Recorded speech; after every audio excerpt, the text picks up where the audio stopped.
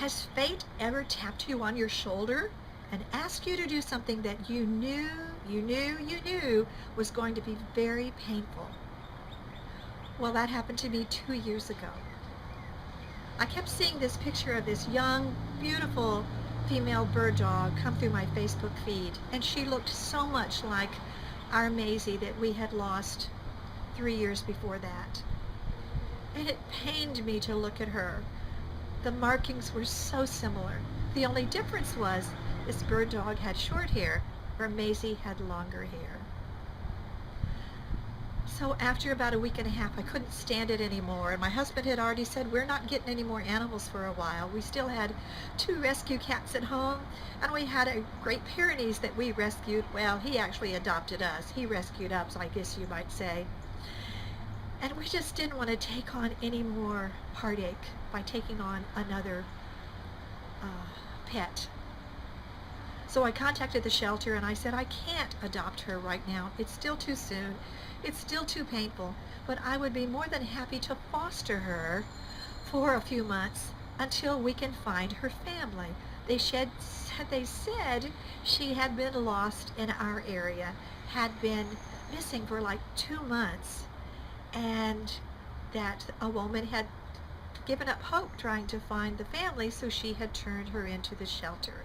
And the shelter had advertised, they had put things out in the paper and on Facebook and all, but still no one came to accept her.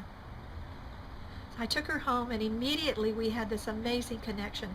We had a heart bond right then, and it was no doubt that it was two-sided love affair. Took her in the house, and both of our cats loved her immediately.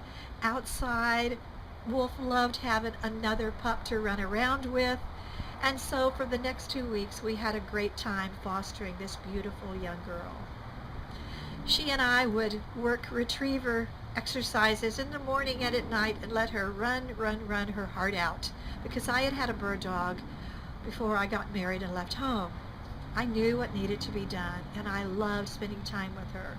She was devoted to us. She was sweet and caring and obedient. She would do anything you wanted to do, whether it was go outside and run like crazy or cuddle up in the living room and read a book or watch TV. She just wanted to be with you. Well, after about 2 weeks, I had fate knocking on my shoulder again, saying there's more to this than just fostering. And I knew right then that I was being called to see if I could find her family using my 20 years of research experience. So I set out to it, and it took almost another week and a half. I actually searched nationwide. I finally found one posting months prior, over 2 months by then prior, and I tried to track down that owner, but none of the contact information that they left was accurate. It's like they had disappeared. And I thought, maybe they moved, maybe they changed states, maybe they have a new Facebook page. So I started getting creative again and digging, even trying to dream up nicknames they might have used on Facebook. And finally, I found the person that I thought was her. I sent her a private message and I said, if you have lost a young female bird dog, I think that I have her. Please let me know. About an hour later, I got this call in the middle of a family birthday party. It was crazy wild in the background. You could hear the kids laughing and playing and carrying on, and she said, I'm at a party right now, but when I get home, I will send you more pictures. And I said, okay. I got home, or she got home, and I waited, and soon more pictures came, but I still couldn't make a definitive decision that it was really her. And so she called, and I said, I need more than just this. I'm so sorry. She said, well, she had a red collar on. And I said, well, she had a faded pink collar on when I got her. I bought her a new one, but maybe that was a red collar that had faded. But I'm still not sure. Red is such a common color for dogs. I said, is there any special markings on her? Unusual markings. I was leading her for what I wanted. And as I looked down on this beautiful dog laying at my feet, she said, "Oh, I almost forgot. She has a big black heart mark on her side." And I said, with a bittersweet feeling, "I have your girl, and she's healthy and happy, and she's doing just fine." So about a week and a half later, we met halfway on the interstate at a rest area. The woman was delayed getting to me because we had heavy storms and rain all that day.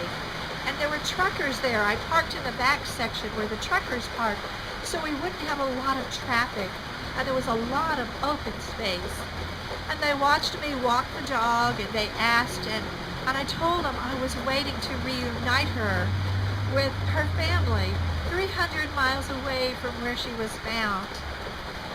And they waited, and soon the mother came, the mom came, and I reunited them, and we all cried. It was a big blubber moment, but none of us regretted it. And as I watched the truckers pull out, watching us, they waved, and I know that they were rejoicing with us.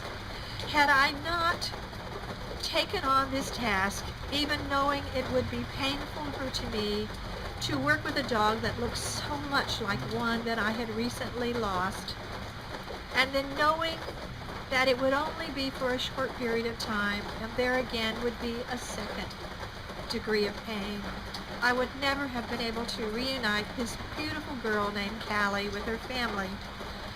I'm so glad that I did, because waiting at home for Callie, besides a dad who was anxious to have her back home, were two little girls who had been told that Callie was gone forever.